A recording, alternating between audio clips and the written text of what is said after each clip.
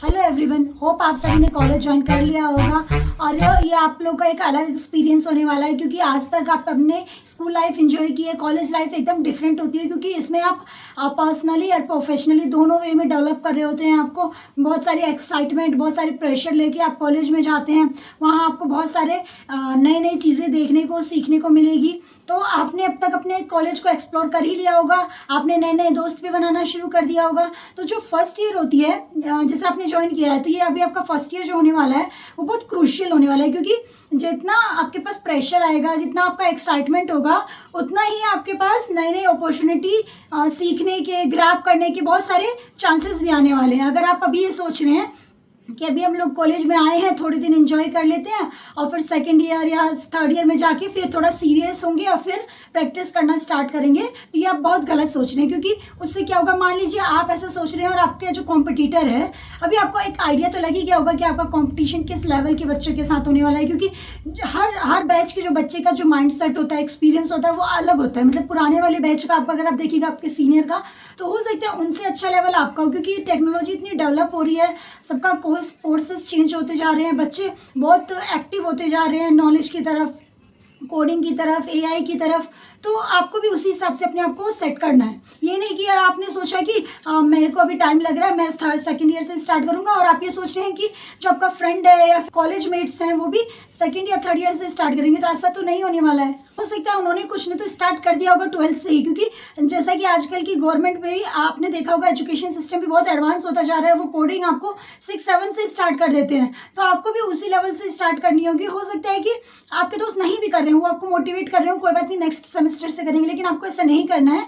आप अभी से स्टार्ट करिए। तो उससे क्या होगा ना, कि जो लोग सेकंड सेमेस्टर में स्टार्ट करेंगे, थर्ड सेमेस्टर में स्टार्ट करेंगे, आपके पास उनसे कंपैरिजन करेंगे तो ज़्यादा एक्सपीरियंस और नॉलेज होगी।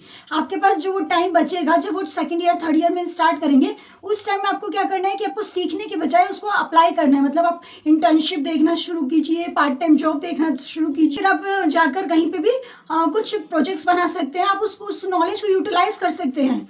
तो आपको ये नहीं करना है कि सेकंड सेमेस्टर का वेट करना है, ये नहीं करना है। दिस इज प्रेरणा, और आज हम इस वीडियो में देखेंगे कि जो फ्रेशर्स होते हैं उनको क्या स्ट्रेटेजी फॉलो करनी चाहिए थ्रू आउट द करियर। जो 4 साल आप कॉलेज में स्पेंड करने वाले हैं, उसको कैसे यूटिलाइज करें कि आपको बाद में जाके ऐसा रिग्रेट ना हो या कोई गिल्ट फील ना हो कि काश मैं ये कर लिया होता, या मैं कर ली होती तो मुझे आज कहीं और पीछे देखना नहीं पड़ता, या मैं कहीं और स्टैंड करता। तो स्टार्ट करते हैं। पहली चीज जो आपको करनी है, कि start learning problem solving. Question ये आता है कि हम लोग स्टार्ट कैसे करें। तो पहले तो आपको ये नहीं करना है कि कौन सी कोडिंग लूँ, मतलब कि जो आपके कॉलेज में पढ़ाया जा रहा है, सपोज कि आपके कॉलेज में C++ पढ़ाया जा रहा है, आप उसको पढ़िए। जावा पढ़ाया जा रहा है, उसको पढ़िए। पाइथन पढ़ा रहे हैं, उसको पढ़िए। ये नहीं, कोई भी अच्छी या कोई भी खराब लैंग्वेज नहीं होती है। अगर आप स्टार्ट कर रहे हैं तो आपके लिए सारी लैंग्वेजेस अच्छी होती हैं। जो इम्पोर्टेंट है वो है लर्निंग प्रॉब्लम सॉल्विंग स्किल्स, कि आप उस स्किल्स को कैसे यूटिलाइज करें, उसको कैसे सॉल्व कर रहे हैं, क्या स्ट्रेटेजी अपना रहे हैं, वो इंपॉर्टेंट होती है। कौन सी टेक्नोलॉजी यूज करें वो इंपॉर्टेंट नहीं होती है। तो आपको करना है कि जो आपके सेमेस्टर में पढ़ा रहे हैं, आपको उसको लेके चलना है। उससे 2 फायदे होंगे। एक तो आप एक टेक्नोलॉजी सीख लीजिएगा, क्योंकि फ्रेशर में आपको आइडिया नहीं है, आपको थोड़ा एक बूस्ट मिलेगा कि हाँ मुझे ये समझ में आ रहा है या नहीं आ रहा, आपको एक आइडिया भी मिल जाएगा। और दूसरा कि आपको हेल्प करेगा आपके CGPA मेंटेन करने में। अगर कीजिए कि आपने स्टार्ट कर दिया C++ और आपके कॉलेज में जावा पढ़ाया जा रहा है, तो अब आपको दोनों पे फोकस करना पड़ेगा। तो उससे क्या होगा, आपका माइंड डाइवर्ट होगा, आपका फोकस खराब होगा और आप डिमोरलाइज हो जाइएगा। इससे अच्छा कि अगर आपको जावा पढ़ाना है तो आप जावा पे फोकस करिए, ताकि आपको एक गाइड भी मिलेगा। अगर आपको कोई डाउट आएगा तो अपने टीचर, मेंटर से आप पूछ पाइएगा, या तो आपके कलीग्स भी हेल्प कर पाएंगे, क्योंकि वो भी वही सीख रहे हैं। तो इससे आपको एक अच्छा कॉन्फिडेंस आएगा कि हाँ मैं इसको इजीली सीख सकता हूँ। तो आपको दूसरी टेक्नोलॉजी पे नहीं जाना है। आपको पहली चीज़ यही करनी है, जो आपके कॉलेज में सेमेस्टर में पढ़ाए जा रहे हैं, आपको वही सब्जेक्ट्स को उठाने हैं, वो उसी लैंग्वेज को सीखना है। अब जो नेक्स्ट क्वेश्चंस आते हैं, डाउट कि कैसे सीखें, मतलब प्रॉब्लम सॉल्विंग कैसे सीखें। तो देखिए, पहले तो बेसिक्स पे फोकस करना है, क्योंकि आप फर्स्ट ईयर में हैं तो बहुत डीप में मत जाइए और आप जा भी नहीं पाएंगे। तो आपको क्या करना है, जैसे फर्स्ट ईयर में क्या क्या सिखाया जाता है, सिंटैक्स होते हैं, इफ एल्स स्टेटमेंट्स होते हैं, लूप्स होते हैं, वेरिएबल्स होते हैं, फंक्शंस होते हैं, कंडीशन बेस्ड होती है। तो ये सारी चीज़ों को आपको सीखना है और कैसे अप्लाई करना है आपको वो चीज़ सीखना है। मतलब कि आपको सिंपल जो सिंटेक्स होते हैं वो तो आप सीख लेते हैं इजीली, लेकिन जैसे आप कॉम्बिनेशंस बनाना स्टार्ट कीजिए। मतलब कि आप सोचिए कि कंडीशन बेस में आप इफ एल्स कैसे यूज़ कर सकते हैं, वेरिएबल का कैसे यूज़ कर सकते हैं। तो आप ऐसे 2-3 प्रॉब्लम्स को मिक्स करके फिर आप सॉल्व करिएगा, तो आपका जो माइंड है वो उसके हिसाब से एडजस्ट करेगा और आपको अच्छे से लॉजिक इंप्लीमेंट करना आ जाएगा। तो पहली चीज़ आपको समझ में आ गई होगी आपको क्या करना है। सेकेंड चीज़ देखिए, तो आप लोग के डाउट क्या आते हैं कि प्रोग्रामिंग तो हम लोग सीख लें कि चलो जो पढ़ा रहे हैं वो सीख लें, लेकिन अब कहाँ से सीखें। मतलब होता है कि बहुत लोगों का होता है कि स्कूल्स में जो टीचर पढ़ा रहे होते हैं वो आपको समझ में नहीं आता है, तो या फिर कोई डाउट आता है कि कोई पर्टिकुलर टॉपिक है वो आपको समझ में नहीं आ रहा है, तो आप कहाँ से करें। तो आप टेंशन लेने की ज़रूरत नहीं है, क्योंकि यूट्यूब पे बहुत सारे ऐसे चैनल्स हैं जो फ्री में ऐसे कोर्सेज प्रोवाइड कर रहे हैं जहाँ से आपको बेसिक से लेके एडवांस तक आप प्रो बन सकते हैं, अगर आप इस चैनल्स को अच्छे से फॉलो करें, प्रैक्टिस करें। तो जैसे कुछ चैनल्स हैं, code with programming with Mosh, free code camp, code help by Babbar. तो ये 3-4 चैनल हैं जो कि अच्छे से आपको प्रैक्टिस भी करा सकती है। कोड हेल्प बाय बब्बर है तो वो आपको प्रैक्टिस के आपको कॉन्सेप्ट्स भी अच्छे से क्लियर कराएंगे। अगर कोई जो लॉजिक्स है वो आपको समझ में नहीं आ रहा तो आप वो भी अच्छे से सीख सकते हो। तो ये सारे चैनल बहुत अच्छे से और बहुत सारी लैंग्वेजेस यानी पाइथन, जावा, C++, यहाँ तक कि DSA वगैरह की भी अच्छे से कोड एक्सप्लेन कर रखा है, तो आप जाके इससे ईजिली फ्री में यूटिलाइज कर सकते हैं। अब बहुत लोगों के क्वेश्चन आते हैं प्रोजेक्ट कहाँ से बनाए। मतलब जैसे आप सभी ने जैसे वीडियोस देख रखे होंगे, सीनियर से बात कर रखे होंगे, उन्होंने ये बोलते हैं कि प्रोजेक्ट पे फोकस करो, प्रोजेक्ट पे फोकस करना, प्रोजेक्ट बहुत काम आता है। तो आपको फर्स्ट ईयर में ये नहीं करना है। फर्स्ट ईयर में आपको सिर्फ इतना करना है कि अपने कॉन्सेप्ट को बनाना है, अपने बेसिक्स पे ध्यान देना है, क्योंकि जितना अच्छा आपका बेसिक्स होगा, जितना अच्छा आपका कॉन्सेप्ट होगा, उतनी अच्छी आपकी लर्निंग होगी, उतना अच्छा आपका लॉजिक इंप्लीमेंटेशन होगा, उतना अच्छा आपका प्रॉब्लम सॉल्विंग स्किल्स होगा। तो फर्स्ट ईयर में तो मैं यही रिकमेंड करूंगी कि आप पहले अपने बेसिक्स पे ध्यान दें, अपने कॉन्सेप्ट पे ध्यान दें। अगर वो हो गया, फिर आप अगर मान लीजिए फर्स्ट सेमेस्टर में आपने जावा अच्छे से कर लिया, तो आप सेकंड सेमेस्टर से आप कोशिश करिए कि उसको इंप्लीमेंट करके प्रोजेक्ट बनाना चाहे। या तो जैसे समर्स होती हैं तो आप समर्स को यूटिलाइज कर सकते हैं उसके लिए, या फिर जो वेकेशंस आते हैं आप उसको यूटिलाइज कर सकते हैं।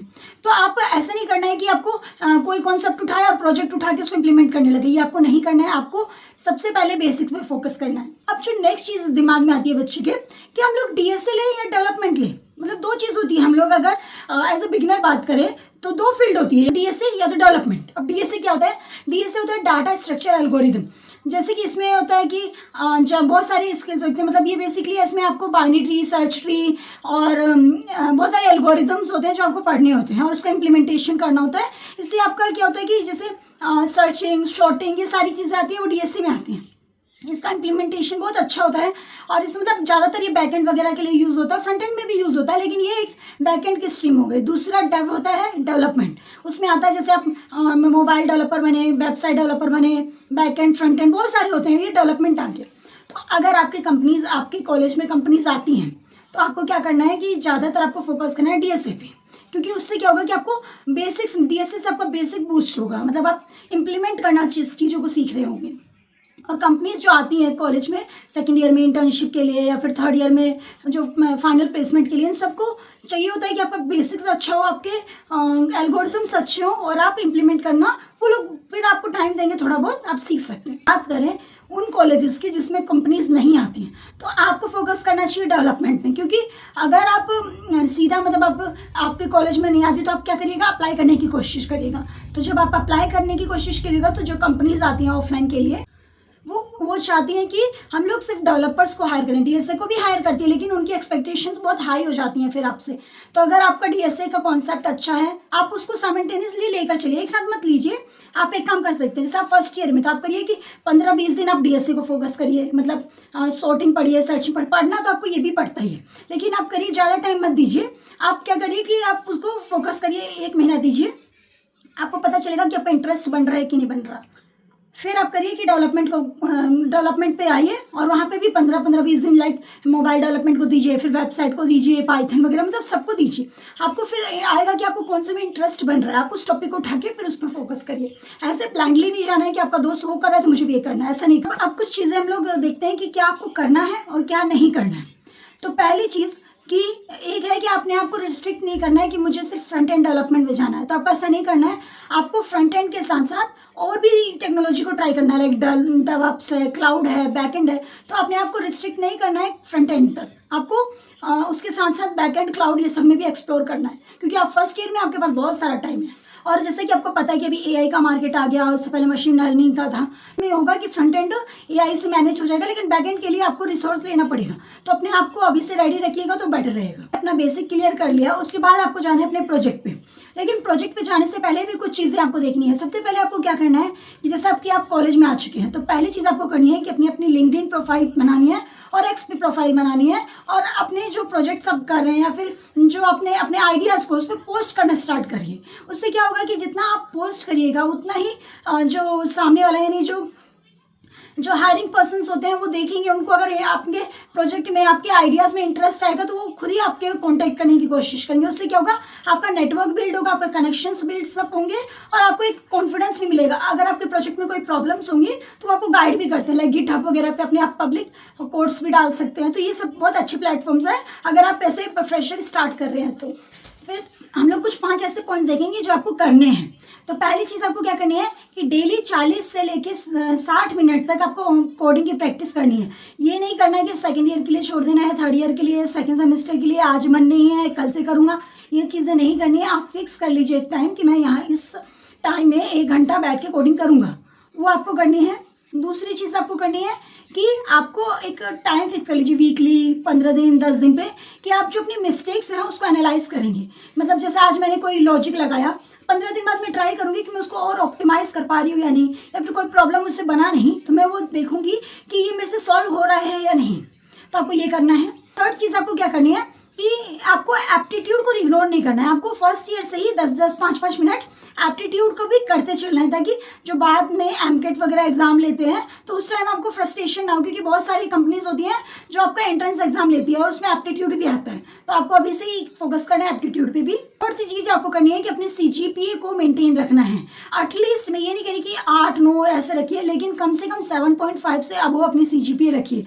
अगर आप आगे जाके हाई स्टडी एमबीए या एमटेक वगैरह करना चाह रहे हैं तो भी आपको अपनी सीजीपीए 7.5 से अबव ही रखनी है।